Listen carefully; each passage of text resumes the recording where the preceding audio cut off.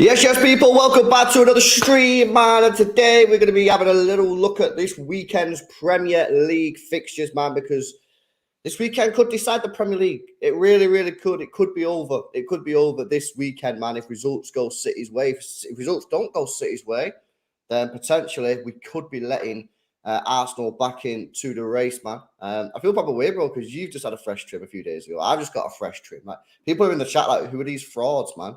Who are these people? I was saying, chat, doesn't LB look like a good 5 years younger when he's got his beard trimmed than he's got? I do look young, man. He looks like baby LB. Baby B, innit? Yeah, man, we're going to take a look at this weekend's fixtures. Of course, City playing Leeds and Arsenal playing Newcastle. So it is a massive, massive weekend, and it could be a really positive one for Manchester City. Before we get into it, though, guys, make sure you smash the like on the stream. Let's see if we can get those likes past 50 likes. With 150 people tuned in already, let's get those likes past 50. We need 4 people to hit the thumbs up button. And big up to the guys at Manscaped for sponsoring today's stream. You guys can get 20% off your order and free international shipping if you go to manscaped.com and use code Xtra20, XTRA20. You'll get that discount applied. Bro, you hear MCFC in the chats? He's asking you a question there. How's the ACL LB? I don't get it, innit? What does that mean? I don't get it, How's your ACL, bro? I heard you tore your ACL. My ACL? What are you about?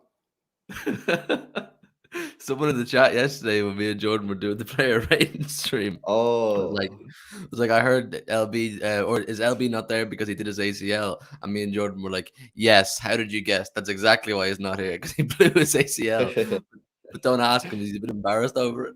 Yeah. My ACL is in the recovery stage, man. Already. I didn't go to Cougat, man. I did the recovery myself. You know what I mean? That's why I'm going to be back active, bro. Today. Oh. I don't need 9 months off, mate. I didn't go Cougat. I sorted out myself. You know what I mean? I don't need that private medical care. I did it at Dr. LB. You know what I mean? Like I did it myself, so I'm back already. You know, it's a little bit sore still. Man performed surgery on himself. He fixed his own ACL. I say I fixed my own ACL. I don't need no doctors. So yeah, there we go. Right, let's get into it then. Geez, man, it is a massive, massive weekend, and we'll start off with the City game because that is the first game. That's on obviously this Saturday. City versus Leeds. They're fighting to stay in the division, and they've just got Big Sam. Bro, this just has all the hallmarks of just a stinky game, bro. Yeah, it reeks. It absolutely reeks. It has banana skin written all over, man. Big Sam coming in, relegation expert, up against the current champions, hoping to become champions again. It doesn't look good, but you have to just take it at face value and say we're in great form right now. But you also have to be cautious of the fact that we have a big Champions League game coming up a few days later. And will the players be distracted with that Champions League game? Will they be fully focused on the Leeds game? There's so many narratives and side stories that could take us away from this. But yeah, it stinks, man. It's going to be tough. He's a defensive man, Big Sam, isn't he? Oh yeah. He said it on a recent podcast that he done actually. That let me get rid of that. That his main thing that when he goes into football clubs is to stop them conceding goals. So I just think that you're going to see some mad shit, man, on Saturday. I really do. I just think you're going to see some incredibly mad defensive tactics. I think he's going to put 7 men behind the ball. I think it's going to be crazy, but I don't think people are realizing, man, what's going to happen on Saturday. He's going to shithouse it, man. He's going to shit. He ain't coming here to win the game. He's going there to get a 0-0. That's what he's doing. Yeah, but the thing is, how long has he got to implement his whole style and his whole tactics into this Leeds team? Because he only got appointed 4 or 5 days ago, and if he wants them to play proper Big Sam ball, I don't think 4 days is enough to get them properly into that defensive shape that he's going to want to set up. That's not saying they won't be more defensively solid, because Leeds have been shipping goals, man. They've been shipping goals for weeks. They've been getting slapped up by teams. I think Roy Hodgson's Palace hit them for 4 or 5 there a few weeks ago as well. So I don't know. He's definitely going to look to lower they concede as soon as possible, because it's looking peak for them. I'm surprised he took the job, man. See his pay packet. He's getting $2.5 million for 4 games. 2.5 million for 4 games. Yep. And if he gets them survival, he gets an extra 500K on top of that. Yeah. So 3 million if he survives. Yeah. So matches. you best believe he's gonna be trying. Yeah, that's just incredible, isn't it? You know what I mean? It's incredible money, and no real surprise that he's took it. But this is what he's up against. You know, if you say that Southampton are down, currently outside the relegation zone, you know, he'll see a point against Manchester City as a very good point. If we look at their fixtures coming up, they've got City, Newcastle, West Ham, and Leeds, and Tottenham. They've got tricky fixtures. They've got really difficult fixtures. He's probably going to go into this thinking the only game that I can probably win realistically is probably the West Ham game, maybe Tottenham if they're still proper crap. However, he'll probably go into it thinking I can get 3 points, maybe in draws. I could get a couple draws, and that might be enough. That really might be enough. It's going to be interesting to see what he does, but in my opinion, he's going to just play the most defensive looking tactics you've ever seen in your life. And yeah, don't be surprised to see City really struggle to break them down. The one thing that I would say is Kevin De Bruyne back in training. I'd start him against Leeds at this point. I really would. I think with him on the pitch, you could potentially look at getting the game won a little bit earlier. And if that's the case, then you can take him off. But it's going to be a tricky game, bro. Sam Allardyce is no mug, man. He's a good... I know he come out in the press conference the other day and was like, I'm up there with Klopp and Pep, which is obviously not.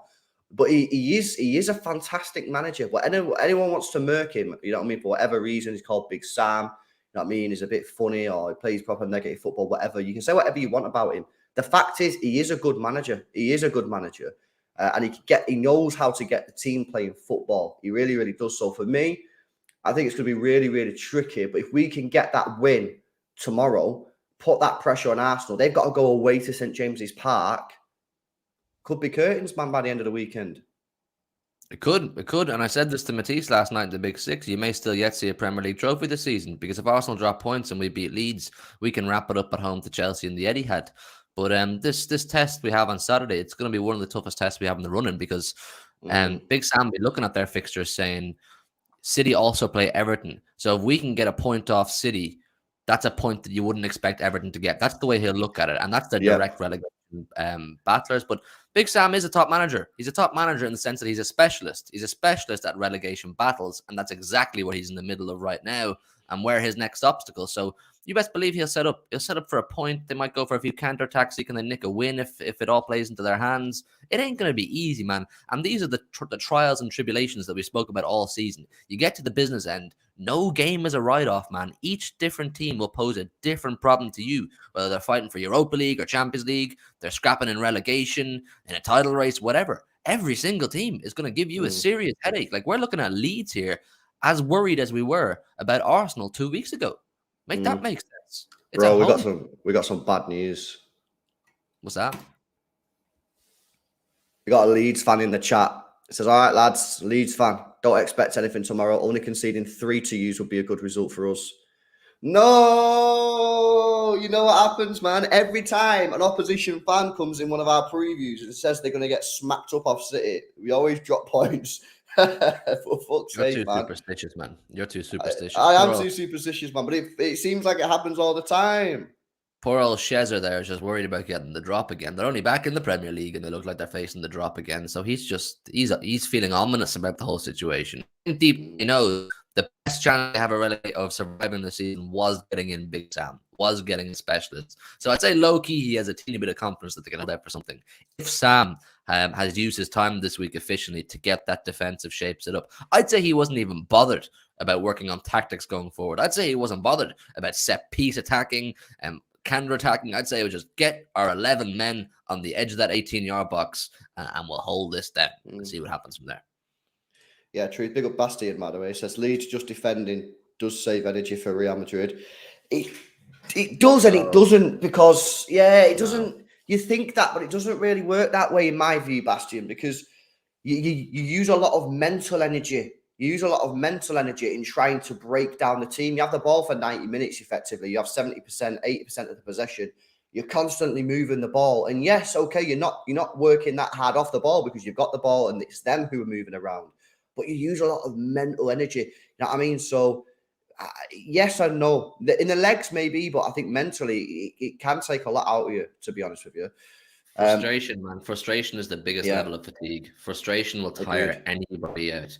When we've seen it this season when we started running out of ideas in games like Nottingham Forest and Tottenham away in these ones, the team can get tired really quickly. When they don't know what to do, it gets really tiring, and you don't want that going into Real Madrid.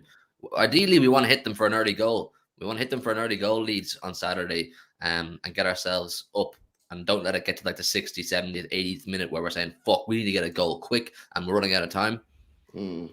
Yeah, no, I agree. And the one thing I would say about this is if you look at the fixtures that City have got coming up, this is the last fixture for me it should be a banker. It's not a banker in my opinion because you're playing a relegation threatened team with a new manager who's a good manager and new manager bounce. But this should be a banker. After this, Everton away is not a banker. That's going to be really, really tricky. Chelsea at home, ironically, is probably, out of all the fixtures we've got left, I'd low-key say that's the easiest game we have. Yeah, I'd agree, yeah. Genuinely, I think it is. So you got Leeds, not a banker, but, it should be a banker because you're at home, but it's a difficult game. Everton away, difficult. You got Brighton away, difficult. Brentford away, difficult. You can argue about Chelsea on the day. If they turn up, it'll be a difficult game. But at the moment, they're not turning up against no one. So, it ain't looking good for them there. So this, for me, is the last game, really. Maybe other than the Chelsea game that you say, this should be really 3 points with no real question. But because they've got Sam Allardyce, because it's, they got that new manager bounce, maybe they can do something. But for me, this is not a game that we can be using one of our 3 draws on. Because obviously we've got 2 draws that we can use, right? Because obviously the position that we're in. I don't want to be using that draw against Leeds, man. I want to be using that draw against Brighton and Brentford on the last 2 days of the season. Or Everton away, maybe. Not Leeds.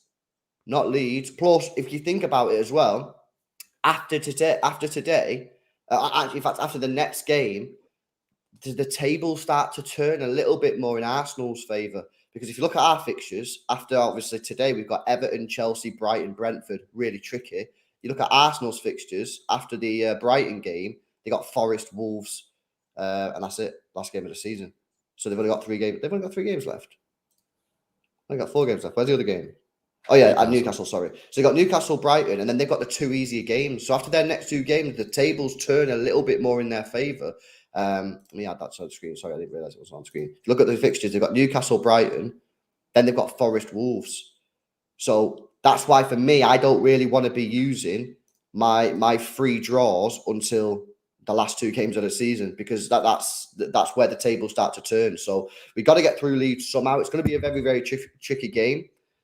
With Sam Allardyce expected to play really negative defensive tactics, which I don't blame him, by the way. That's not a dig. I'm just saying that's how he will play.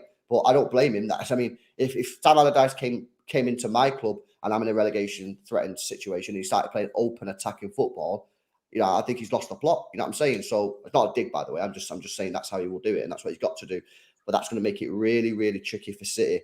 We're tired at the moment. You could tell a little bit on Wednesday that we were tired. You could tell after the Fulham game we were tired. Do we have enough? That's why for me, I just rolled a dice with Kev. I just roll him. It's not a muscle injury, man. By the sounds of it, it was more like a knock. So for me, I just play him. I really wouldn't. Yeah, I would too. I mean, I spoke about it in depth this week on Alvarez playing in that position and up against teams where they set up with 11 men on the edge of the box. You need Kev's extra bit of creativity, Kev's ability to pull something out of the bag that Alvarez just won't be able to do, unfortunately. He's not that creative player. He's more of a shoot-on-side kind of guy. Give him the opportunity to score, he'll take it, but he's not going to be able to pull strings and thread those passes that Kevin De Bruyne would. But yeah, you're right. I think you're right in your whole analysis of the last sort of 4 or 5 games. This is the last one where you're saying it should be a win. On paper, it really should be a win, because the rest of them are no guarantees. They really are. Maybe bar Chelsea at home, no guarantees. I mean, that Everton game stinks. It's sandwiched in between 2 Real Madrid semi-finals in the Champions League. That has banana skin written all over it. Because you best believe that Bernabeu game on Tuesday or Wednesday, whatever it is, that's going to be taxing. Mentally and physically, you can expect the same levels of energy required as it was for both Bayern Munich games. So then you're moving into Goodison Park, a place that hasn't been great for us over the last decade, and they're fighting for their lives too. It won't be easy, man. So I'd rather use one of my free hits or whatever it is you call it, your draw, in somewhere like Everton, Brighton away, man. They're purring now as well, and they're fighting for European football. So this Leeds game, it just has to be a win. It has to be a win. We can't afford not to win this one. Well, if you look at it, right, we've got 2 home games, 3 away games. For me, win your 2 home games, use your 2 draws on the 3 away games. So you just have to win 1 away game and just don't lose the other 2, and then you won the league. Simple. And the 2 home games are Chelsea, one of the worst formed teams in the division, and Leeds, who are 17th or 18th, whatever. Yeah, I'm possibly arrogantly confident about the Chelsea game. I think, I'm sorry, on form, we should absolutely batter them. They're absolutely stinky right now. We should. So I'm not writing off, but I'm saying let's call a spade here. We really should beat Chelsea at home. It's that Everton and Brighton away game. Those 2 I'm looking at and saying they're the ones that are sticky for me, because I'd like to think that Brentford, the very last day, if that was a game that was a must-win, I'd like to think with our experience and the players we have in our squad, we'd get the job done on that occasion, like we have done so many times before. But it's those last 2 ones leading up to that away games, Everton and Brighton. I just think, even more so Brighton, I guess, because they're such a good footballing team. I'm like, that could be problems. I mean, Everton will set up for a draw. Brighton will go out to play. Brighton will come out to play football and try and beat us. They're not afraid of anybody. So they all pose different challenges, man. Well, the thing is, you say they'll play their next game, bro. Everton is Brighton away. You expect them to get beat there. Then it's City. At home.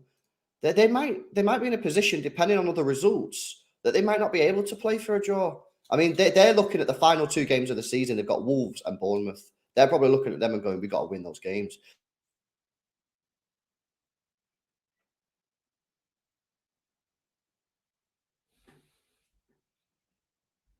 They might go into the Everton game thinking, they might go into the City game thinking, we can't get a draw, we've got to actually win the game. So that's why it's very, very interesting. Leeds are in the position, though, because of where they are, that they will take a point, I think, against City.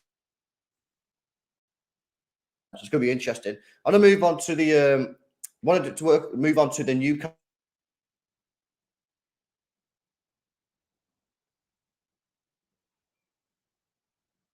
Is that him? I thought it was me. Chat. Is that LB lagging or is it me? My Wi-Fi's been dodgy as hell recently. Lag B, rip B.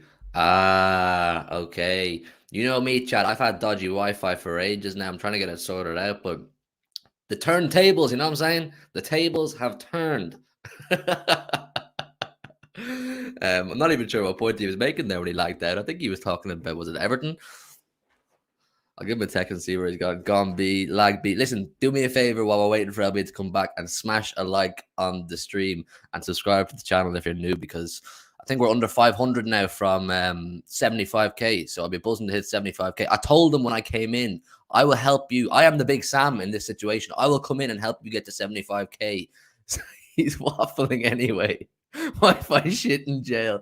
You guys are violating LB. Gulag B, ACL. What are we saying, man? This is my channel now. I own this place. Opinion on Newcastle game. Newcastle Arsenal, man.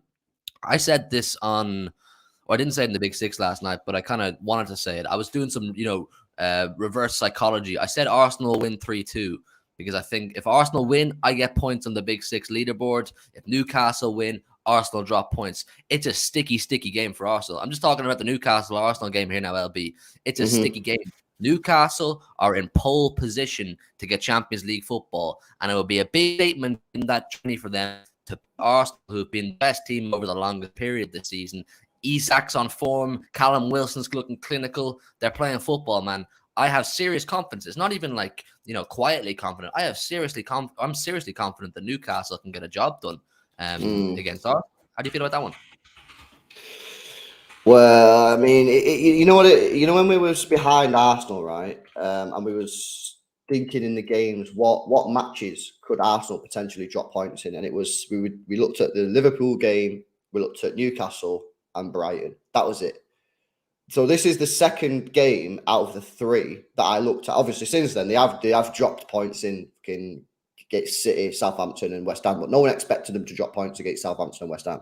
This was a game that I thought that they could potentially drop points in. Newcastle this season have only lost one game at home all season, which I can't remember which game that was actually. Which game was that? Oh, that was Liverpool at home. Liverpool. That was the only game that they've lost it at home this season. They've won 10, drawn 5, so they're in a great form going into the game at home. They're flying right now. 3 wins on the bounce, 4 wins in 5 with only 1 loss. They're starting to score goals now as well, which is something that they struggled a little bit earlier on in the season.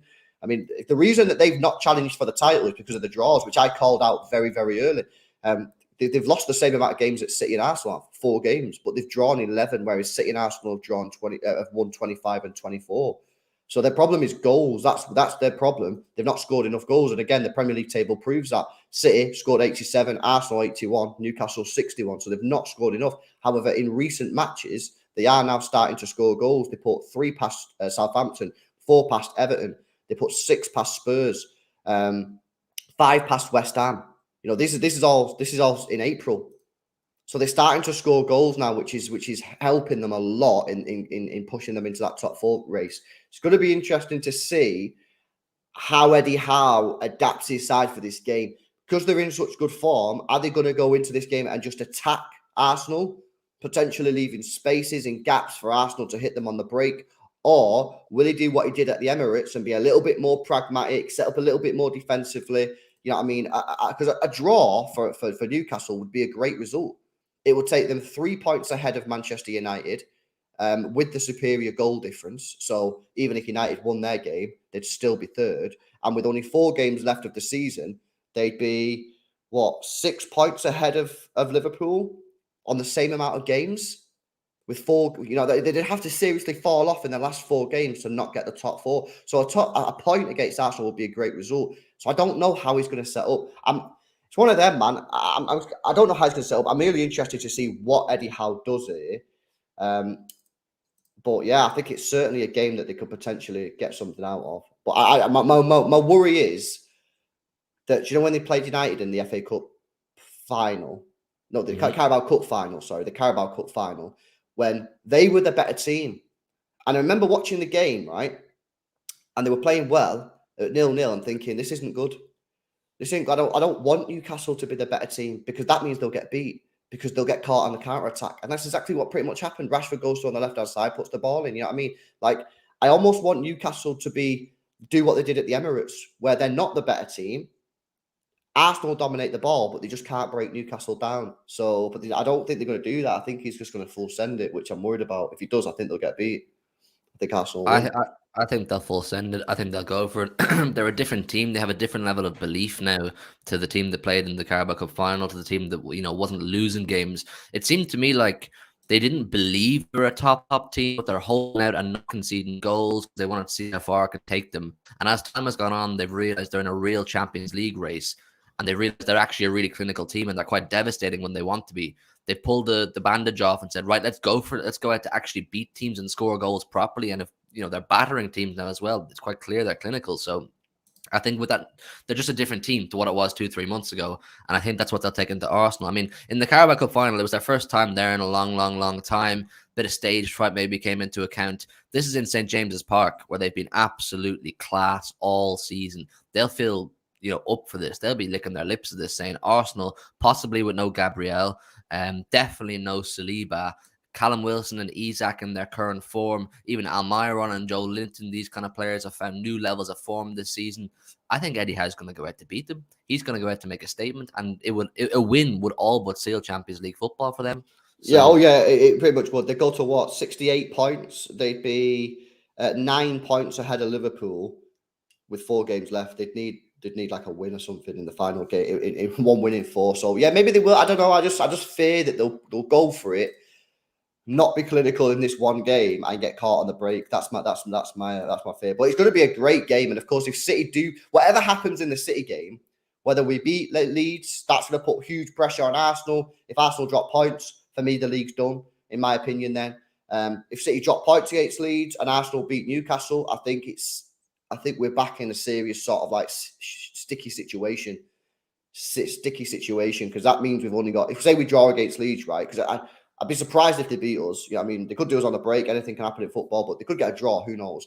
That means you've got to beat Everton away, Chelsea at home, Brighton away, Brentford away, and you can only draw one of them. You got to win 3 of them. That's really, really fucking difficult, man. So that's why for me, this Leeds game is huge, man. I think if we win, it gives me a lot of confidence, just because then I know we can use 2 draws in the final 4 games, which will be nice. And if Arsenal beat Newcastle, I think they're straight back in the race. And I think actually, if we drop points against Leeds and they beat Newcastle, I think a lot of people will start to say they're favourites just with the run of fixtures that City have. So it's massive we get the 3 points tomorrow. It really, really is. But Big Sam knows what he's doing, man. Yeah, Leeds have beaten us in a title race before as well. Remember, wasn't it Stuart Dallas? Was it 2 goals he got against us in the Etihad as well? So these things can happen, and I think you're spot on that Arsenal will say this is the game that could change their fortunes for this season, because they'll feel they beat Newcastle. We then go into 2 Champions League games: Everton away, Brighton away, Brentford away. They'll be licking their lips saying there's a potential slip up there for City, or they'll be hoping for a slip up, but there's a good chance of a slip up because of the run and the kind of games we have. So this is a game that Arsenal should really come out all guns blazing, and it's a real test of their character. They've been called bottlers for the last few weeks, so this is a real test of the character that this really good Arsenal team has shown all season. So it's going to be an interesting weekend all around, man, both teams. Yeah, no, I agree. Right, let me try to do these member chats without getting disconnected this time. Bill Ziad, he says, Dortmund now in talks with Real Madrid for Jude, according to a very good source. LB still in denial. I ain't in denial. I still think he'll join Real Madrid, and I have said that all along. I just don't think it's maybe as concrete as they're saying right now, but we'll certainly find out in the next days, I would imagine. Everest with a 1 says, we need to finish the game in the first half, else I think we struggle in one of the Madrid or Goodison. Yeah, I mean, I'd love a couple of goals in the first half against Leeds, but could be a tricky one, man. And Wolves F1, thank you for the donation. By the way, guys, make sure you check out Manscaped. They've sponsored today's stream at manscaped.com. Use code Xtra20 XTRA20 at checkout for 20% off and free shipping.